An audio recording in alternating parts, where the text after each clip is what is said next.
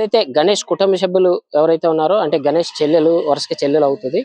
అయితే మా అన్నయ్య చాలా బాధపడుతున్నాడు పాప కోసం. మా అన్నయ్య వదినాన్ని కూడా ఏదో ఈ రోజుకైనా 10వ రోజైనా అమ్మాయి ఇంటికి చేరుతుందనే ఆశతో మేము కూడా ఎన్నో కళ్ళతో ఎదురు చూస్తున్నాను అని చెప్పేసి కూడా పద్మ చెప్పడం జరుగుతుంది. ఒకసారి పద్మ మాటల్లో విందాం ఏం చెప్తుందో.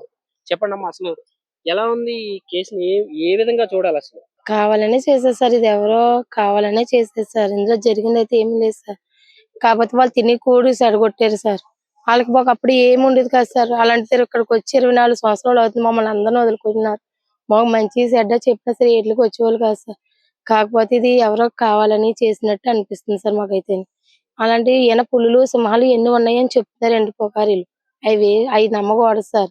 దయచేసి మిమ్మల్ని నలకుండా కూడా చేయాలని చూస్తున్నారేమో నాపతి అని అనుకుంటున్నామండి మేము. ఇక్కడైతే ఏమీ కాదు. అలాంటి చిన్న బిడ్డలను తీసుకొచ్చి ఇన్నంటే ఉంచరు కాదు సార్, ఏమన్నా ఉండేలా ఉంటేనే. కాకపోతే 40 ఎకరాలు సార్ ఇది. 40 ఎకరాల్లో ఎప్పుడైనా ఏమైనా కనిపించడం అంటే వాళ్ళ ఫ్యామిలీతో ఇక్కడికి రారు కదా సార్. వాళ్ళు జాగ్రత్తగా ఉంటారు కదా. కాకపోతే మా అన్నయ్యని మా వదిని ఏడిపించడానికి కాకపోతే సార్ ఇది తిని కూడి చెడగొట్టారండి వాళ్ళని. మా చిన్నాన్న మా పిన్ని అందరూ ఎలాగైపోయారో సార్. దయచేసి ఆ బిడ్డని ఎక్కడెట్టినా క్షేమంగా ఉన్నదో లేదో మాకు కూడా తెలియట్లేదు సార్. పాప అయితే కిడ్నాప్ అయిందని అనుకుంటున్నారా? కిడ్నాప్ అయింది సార్. పులులు సింహాలు ఏమైనా తినేసి ఇలా ఉంటే గాజులు గాని బట్టలు గాని హెయిర్ గాని వదిలేస్తుంది కదా. కనీసం ఎముకలు అన్నా సరే ఎక్కడికక్కడ ఉంటాయి. అలాంటివి నడిపినా సరే ఎక్కడ ఏమీ తెలియట్లేదు. ఇక్కడ జరిగింది ఒకటైతే బయట నుంచి జరగబోయినాయి 2, 3 యాడ్ చేసేసి మన యూట్యూబ్ లో గట్రా చెప్తున్నారు సార్. లైకుల కోసం చూస్తున్నారు మ్యాక్సిమాలు. కుటుంబంలో ఏమైనా గొడవలు అంటే ఏమైనా ఉన్నాయమ్మా? అలాంటి ఏమీ లేదు సార్. ఏమీ లేదు సార్. వాళ్ళు ఎక్కడికి బయటికి కట్ట వచ్చేవాళ్ళు కాదు సార్. ఎప్పుడైనా ఏమైనా చెప్పినా సరే ఉదయానికి వచ్చి మధ్యాహ్నం చూసుకొని మళ్ళీ అన్ని ఇక్కడికి రిటర్న్ అయ్యి వచ్చేవాళ్ళండి. బయట గట్ట అలాంటివి ఏమీ లేవండి. వాళ్ళతో గొడవలు గట్ట ఏం తేరండి. వాళ్ళు చిన్న పిల్లలు అంటే కూడా ఏమీ తెలదండి మాక్సిమం. వాళ్ళ పెళ్ళైన పిల్లలు. వాళ్ళ పెళ్ళి అయ్యి 6 సంవత్సరాలు అవుతుంది.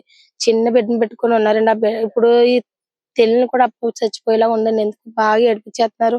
ఆ బిడ్డ ఎక్కడ ఉన్నదో కనీసం అప్పచెప్పవచ్చు కదా సార్. దయచేసి వాళ్ళు ఏమనకుండా వాళ్ళ ఫ్యామిలీకి అప్పచెప్పేసేలా ఉంటే వాళ్ళే జాగ్రత్తగా ఏమనకుండా మిమ్మల్ని క్షేమంగా కూడా ఈ అప్పచెప్తారు. రోజుకి పాప తప్పుపోయి 10 రోజులు అవుతుంది. 10 రోజుల నుంచి ఎటువంటి ఆచూకీ కూడా దొరకలేదు. ఎక్కడో ఒక ఆ ఫెన్సింగ్ దగ్గర చూసానని ఒక ఆయన చెప్తున్నాడు. అక్కడ తల వెంట్రుకలు కూడా ఉన్నాయి.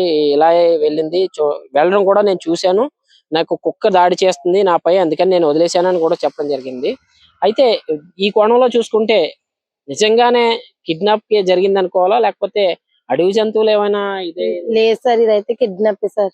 99% కూడా ఇది కిడ్నాప్ సార్. అలాంటి ఏమీ ఉండవండి ఇటువైపు అయితే. నిజమే సార్. కిడ్నాప్ అయింది సార్.